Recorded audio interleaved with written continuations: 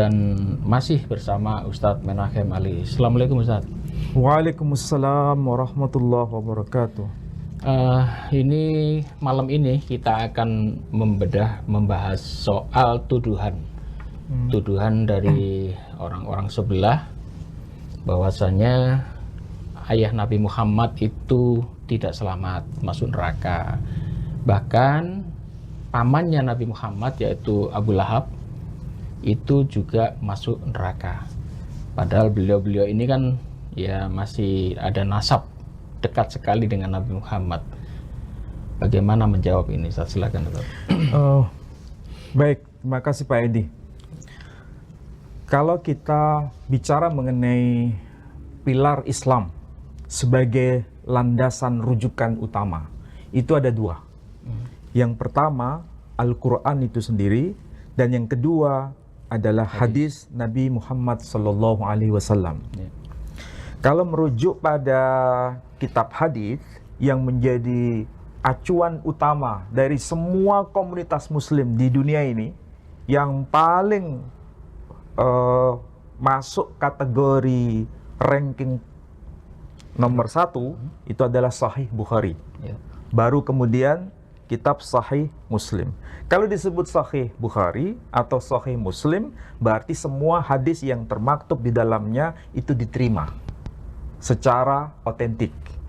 Nah, berkaitan dengan tema yang tadi Pak Edi sampaikan kepada saya, ada hadis yang termaktub di dalam kitab Sahih Muslim yang menginformasikan berkaitan dengan ayah Nabi SAW, ditafsirkan sebagai istilahnya itu vonis kepada ayah Rasul Muhammad SAW di dalam neraka.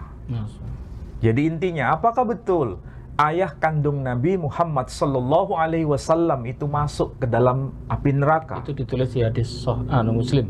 Ya, di dalam Sahih Muslim ada informasi seperti itu. Tapi ini debatable. Apakah betul yang dimaksud itu adalah ayah kandung Nabi, atau sebetulnya itu bukan merujuk pada ayah kandung Nabi, tapi merujuk pada pamannya Nabi. Ini yang menjadi perdebatan, ya, terutama di kalangan non-Muslim. Hadis ini dipakai untuk memurtadkan umat Islam. Nah, ini yang menjadi problem. Islam. Kalau seandainya saudara-saudara kita non-Muslim menggunakan hadis-hadis maudhu ataupun hadis-hadis yang sifatnya itu dhaif, kita bisa menjawab sebagai seorang Muslim. Kenapa? Karena hadis-hadis maudhu, namanya saja hadis maudhu, artinya hadis palsu. Kepalsuan hadis itu bisa dirunut dari sanad hadis. Siapa perawi, orang-orang yang membawakan hadis itu. Mereka berdusta, mereka ingatannya lemah, atau banyak hal yang menjadi kecatatan mereka. Itu bisa kita identifikasi. Semua ulama sudah mengkompilasi hadis-hadis maudhu itu. Bahkan juga mengkompilasi hadis-hadis yang sifatnya dhaif. Jadi kalau hadisnya maudhu ataupun dhaif, kita bisa memvalidasi, oh ini tidak benar. Dan hadis-hadis itu tidak dibuang, tapi diberikan catatan. Nah, yang menjadi masalah kalau hadis itu tercantum di dalam kitab Sahih Bukhari dan Sahih Muslim. Berarti apa yang termaktub di dalamnya itu diakui sebagai otentik. Sehingga tidak ada peluang bagi seorang Muslim untuk membantah bahwa ini palsu atau lemah. Karena disebut sebagai sahih, berarti ini otentik kalau bahasa kita. Nah, yang menjadi perdebatan adalah apa makna yang termaktub di dalam redaksi hadis itu. Nah, saya ambil satu contoh. Hadis itu berbunyi demikian secara secara ringkas. An Anas radhiyallahu an, dari sahabat Nabi yang bernama Anas radhiyallahu an, anna rajulan qala, ada seorang laki-laki, sesungguhnya ada seorang laki-laki yang dia bertanya kepada Nabi kita Muhammad sallallahu alaihi wasallam. Ya. Peristiwa ini terjadi bukan di Mekah, tapi peristiwa ini terjadi di Madinah. Karena kalau kita belajar hadis, itu nama yang kita kenal, istilah yang kita kenal adalah asbabul wurud. Kalau Quran itu asbabun nuzul. Sedangkan kalau hadis itu asbabul wurud. Jadi anna rajulan qala, ada seorang laki-laki yang kemudian dia bertanya kepada Nabi kita Muhammad sallallahu alaihi wasallam. Apa yang dia tanyakan beliau kepada Rasul Muhammad sallallahu alaihi wasallam? Beliau laki-laki tadi berkata, "Ya Rasulullah, wahai Rasul utusan Allah." Dia bertanya, "Aina abi?" Kalau diterjemahkan secara harfiah, di mana ayahku? Dia bertanya mengenai nasib dari sang ayah yang bertanya tadi. Aina abi? Di mana ayahku? Ketika ada pertanyaan begitu, maka Nabi menjawab bukan berdasarkan hawa nafsunya, tapi dia berkata berdasarkan apa yang beliau terima sebagai wahyu yang Allah titipkan kepadanya. Itulah sebabnya dalam Quran, apapun yang dikatakan Nabi, apapun yang dilakukan oleh Nabi dalam suatu tindakan tertentu, maka itu ada legitimasi menurut Quran. Apa teksnya? Wa ma yantiqu 'anil hawa in huwa illa wahyu yuha. Apa yang dikatakan oleh Rasul Muhammad sallallahu alaihi wasallam bukan berasal dari dirinya, tapi berasal dari wahyu yang dia dengar, yang dia terima dari Allah Subhanahu wa taala. Informasi seperti ini persis seperti yang dikatakan dalam Alkitab. Khususnya perjanjian baru.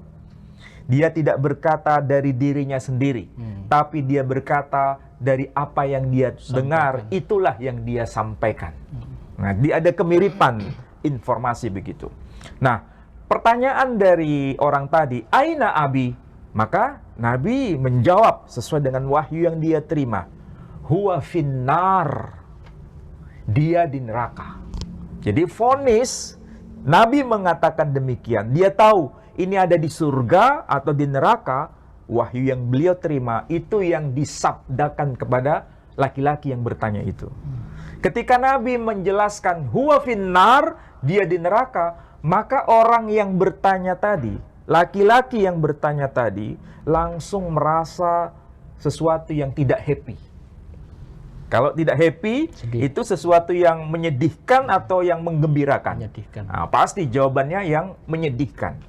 Ketika ada sesuatu yang tidak happy dan dia mau meninggalkan Nabi, maka Nabi kemudian langsung spontan melanjutkan jawabannya. Faqala, maka Nabi kemudian berkata, inna abi wa abaka finnar. Ini harus digarisbawahi. Inna abi wa abaka finnar. Kalau diterjemahkan secara harfiah, dan kebanyakan para misionaris menerjemahkan ini dengan makna harfiah. Maksudnya, makna harfiah, hadis ini diterjemahkan sesungguhnya bapakku dan bapakmu ada di neraka. Berarti hadis ini memberikan kesimpulan dalam makna harfiah tadi. Berarti bapaknya orang yang bertanya tadi divonis dalam neraka. Menurut sabda Nabi yang termaktub dalam Sahih Bukhari. Muslim. Yang kedua, Sahih Muslim.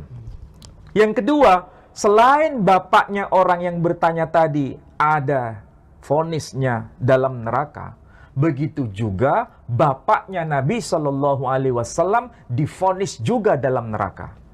Ada dua pesan di situ. Nah, inilah yang kemudian disodorkan kepada kita. Berarti apa yang terjadi pada diri bapaknya Nabi Shallallahu Alaihi Wasallam menurut misionaris tadi itu divonis dalam neraka. Artinya Nabi umat Islam itu keturunan orang yang sudah divonis dalam neraka. Lalu bagaimana umat Islam bisa yakin bahwa dirinya itu diselamatkan dari api neraka? Sedangkan bapaknya nabinya sendiri divonis dalam neraka. Kira-kira kalau itu dinyatakan oleh non-muslim kepada kita, kita happy atau tidak happy? Tidak happy. Nah, benarkah maknanya demikian bahwa yang dimaksud abi itu adalah bapaknya Nabi? Atau justru bukan bapaknya Nabi yang dimaksud? Baik yang bertanya maupun yang menjawab. Hampir bisa dipastikan para ulama generasi salaf terdahulu ketika menjelaskan hadis ini, bukan hadis ini ditolak kebenarannya. Ini hadis otentik. Cuma maknanya, apakah itu bapaknya Nabi atau pamannya Nabi? Yang mengasuh maksudnya. Jadi yang dimaksud itu adalah orang yang tidak melahirkan Nabi, memperanakkan Nabi. Tapi ada orang lain, maksudnya pamannya. Jadi ketika teksnya berbunyi, Aina abi, di mana pamanku? Maksudnya itu. Tapi kemudian Nabi menjawab, sekaligus Nabi menegaskan, Inna abi wa abaka finnar. Sesungguhnya pamanku dan pamanmu ada di neraka. Jadi kalau disebut paman, ini persis seperti yang dimaksudkan di dalam Al-Quran. Karena memang betul, pamannya Nabi itu memang ditetapkan, divonis ada di dalam neraka. Siapa itu? Abu Lahab. Makanya ketika kita belajar asbabun nuzul, ada surah yang selalu kita akrab baca itu apa? Apa teksnya? Teksnya itu adalah surah Al-Lahab. Ya kan? Apa teksnya? Abi Lahab itu ya. Tabbat yada abi lahabi wa tab. Jadi surah ini menegaskan sebelum Nabi itu masuk ke periode Madinah, sudah tahu bahwa pamannya yang bernama Abu Lahab itu ada di neraka, divonis di neraka. Jadi ketika ada orang yang bertanya pada masa periode Madinah, maka jawabannya jelas. Inna abi wa abaka finnar. Karena beliau tahu bahwa pamannya itu ada di neraka. Pamanmu juga ada di neraka. Sehingga jawaban ini bukan merujuk pada bapaknya Nabi Shallallahu Alaihi Wasallam. Kalau misalnya, bukankah teksnya menggunakan kata abi? Bukankah abi itu maknanya bapak? Mungkin mereka membantah seperti itu. Tapi kita bisa jawab. Dalam bahasa Arab, satu kata itu bisa bermakna beragam, tidak tunggal. Dan itu kita konfirmasi menurut Quran sendiri. Nah, kita bisa lihat ya. Misalnya dilihat surah Al-Baqarah. Surah Al-Baqarah ayat 133, Pak Edi. Bisa dicek. Pak Edi. Bisa dicek. Surah Al-Baqarah ayat 133. Pak Edi bisa cek di situ. Kalau teks Arabnya ya, Am kuntum syuhada'a idh hadara Ya'qubal maut. Maksudnya, adakah kamu hadir ketika Yakub kedatangan tanda-tanda maut? Idh qala libanihi. Ketika ia berkata kepada anak-anaknya, atau ketika ia bertanya kepada anak-anaknya, Ma ta'buduna min ba'di. Apa yang akan kalian sembah setelah aku tiada? Ya. Jadi ini dialog antara Nabi Yakub bersama putra-putranya. Saya bertanya ke Pak Edi, berapa putra-putra Nabi Yakub?